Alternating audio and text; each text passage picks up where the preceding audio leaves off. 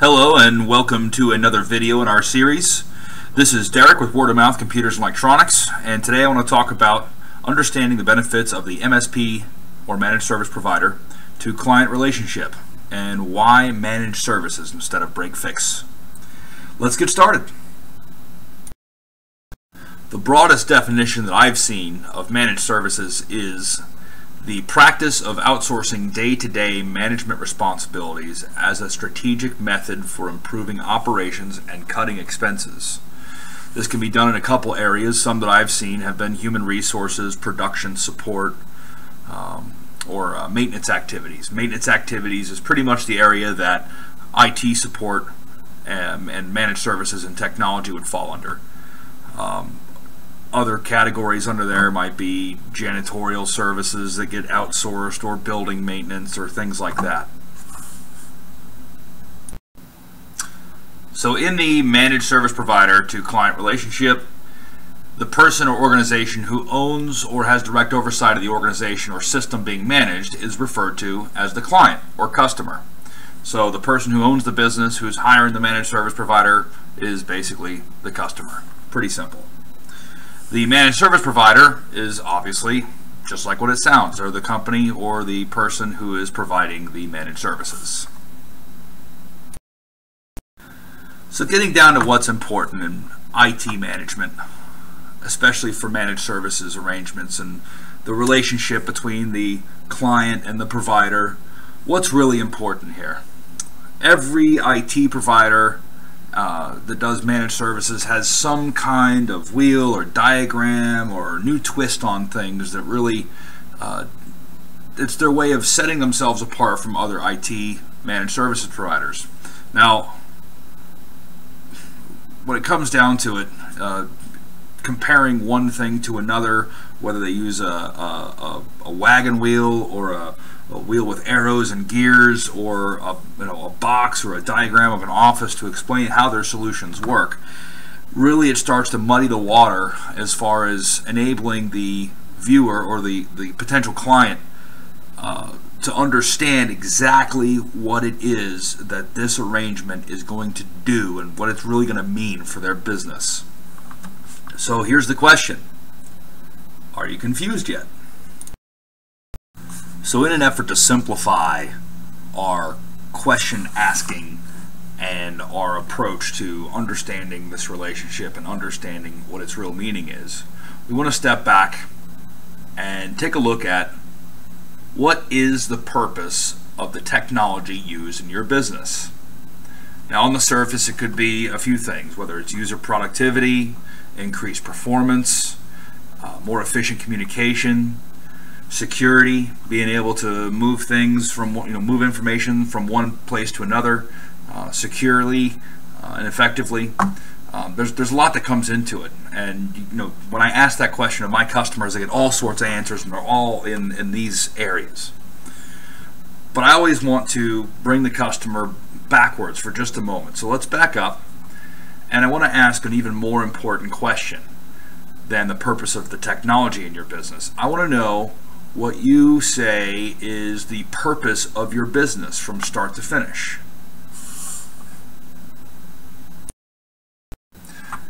Now, this may seem like a very simple answer to a very complex question. When asking what is your business's purpose, again, people have a lot of answers, but when it comes down to it, we all really want one thing from our small business, and that is to generate an income, to generate a livelihood. Some people want to get rich, some people want to make a living, some people want to be able to pay their bills and still have time to spend on other things. So when it comes right down to it, none of those things work unless the business generates a profit. So number one purpose of any business out there that I've seen has been to generate a profit. So to properly define what it is that you expect from your business's information technology requires that you first define what you expect from your business. We've come to the conclusion that we're trying to make a profit here. Even nonprofit organizations have to have some sort of profit or income coming in to justify their existence. The two most basic ways to increase your profit are to increase your income or decrease your cost.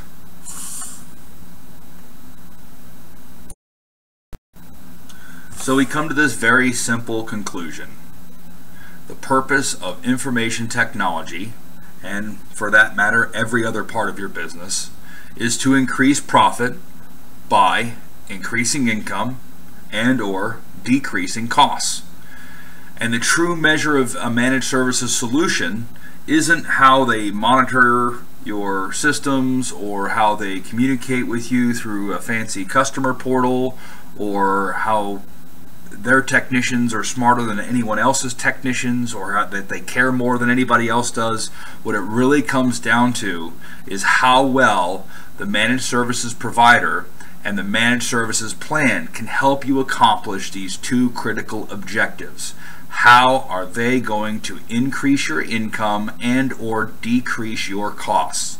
Period. So this brings us to something that I put together a long time ago called the 9 Pillars of Technology Management. These are not necessarily in order of importance because they're all important, but I would say that when we start getting down to the bottom, we start getting into the most important. So the few points at the end, like disaster recovery, user productivity, and bottom line management, are the three real biggies that I think that most people, most IT providers miss out on, and end up shooting themselves in the foot in the long run by not really being the partner they need to be for their customers. So to get to it, we have accountability, communication, education, leadership and technology, dependability, proactive maintenance, and then disaster recovery, user productivity, bottom line management.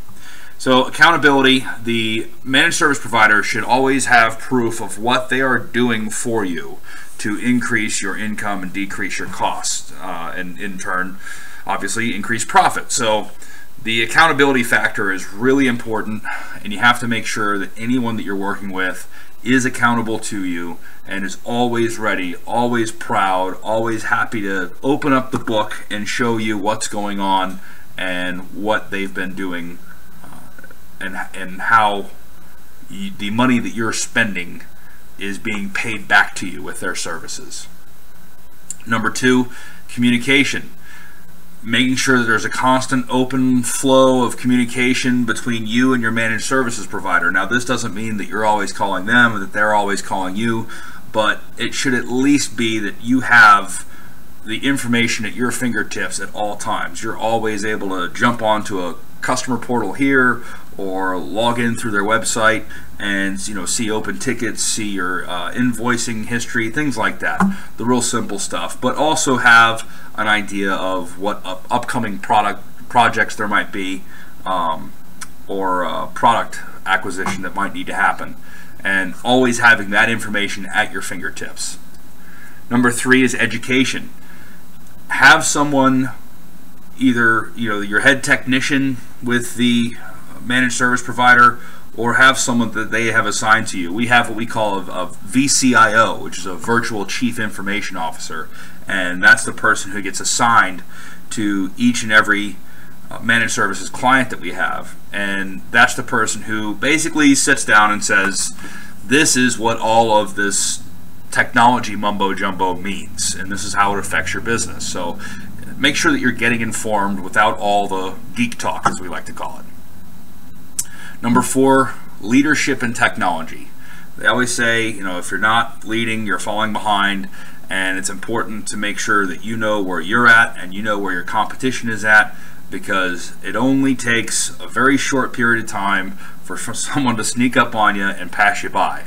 So are you able to use your technology to increase your income and decrease your cost better than your competition does? You have to make sure that you're in that position. Number 5 is dependability. Have a solid guarantee from your provider that they and their solutions, so their software monitoring solution or their backup solution, or stuff that they're outsourcing to subcontractors, will be there when you need them. Make sure that that's a priority for them. Number 6, proactive maintenance. this is a due diligence kind of thing. I mean, if you don't have a managed services provider who is pushing proactive maintenance and making sure that everything is well maintained in your office and in your facilities, you've got a major problem. This is the only way that you're going to be able to stay ahead of a problem and eliminate downtime, just properly maintaining equipment and keeping it secure. You know, when you go into the grocery store, you lock your car. It's just common sense. When you put a certain number of miles or a certain amount of time goes by, you change your oil. These are just things that are common sense in every facet of life. Doctor's visits, dentist visits, you know, maintaining your house and your roof and your plumbing and all these different things. It's all just common sense, but we kind of skip over that a lot of the times when it comes to our IT management solution. Number 7, disaster recovery. At some point in time, something bad is going to happen to your technology. It could be a power surge. We have here fire, flood, theft, hurricane, vandalism, hacker, a virus. What happens? What are the scenarios? Have you played through these scenarios? Have you talked to your managed services provider about what data could potentially be lost? What equipment would be needed if everything was destroyed? What equipment would be really necessary to operate the business? It is in your best interest to know before it happens. Number 8, user productivity.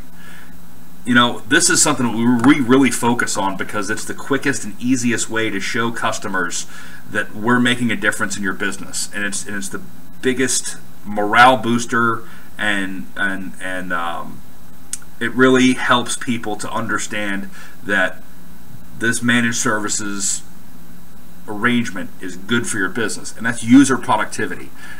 Getting the people in your office, when they get up in the morning, they come to work. It's very rare that an employee doesn't want to come in and get a bunch of stuff done that day. It's very rare that they don't want to come in and be productive. If they didn't want to be productive, odds are they wouldn't be working there.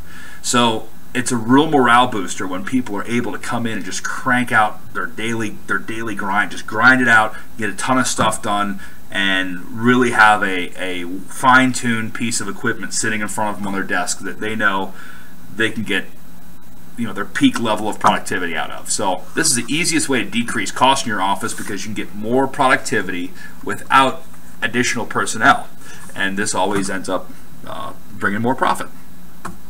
Number 9 is bottom line management, and this, I would say, disaster recovery is the 3rd most important to me. User productivity is the 2nd most important to me, but number 9 is definitely the most important pillar of the 9 pillars, because nothing is going to make your managed services arrangement better for your business than having a provider who works with you to manage your bottom line. Working side by side with your managed services provider to directly manage your business's bottom line will guarantee success in your IT management. If they are concerned with your bottom line, that will sort of help everything else fall in place, as long as they know what they're doing. With my company, I know if I take on a client who has 5 end users and say we're charging them $600 a month, if I can help them, if I can grow their business, if I can refer other customers to them, if I can help them be more productive, if I can help them promote their business online, if I can be their partner, and I can take them from 5 end users to 8 or 9 end users, that's going to increase my customer base with that one customer just by growing them 33 or 50% or whatever it might be. So there's 2 ways for me as a managed services provider to grow my business, and that's adding new customers, which you want to do all the time. That's a given.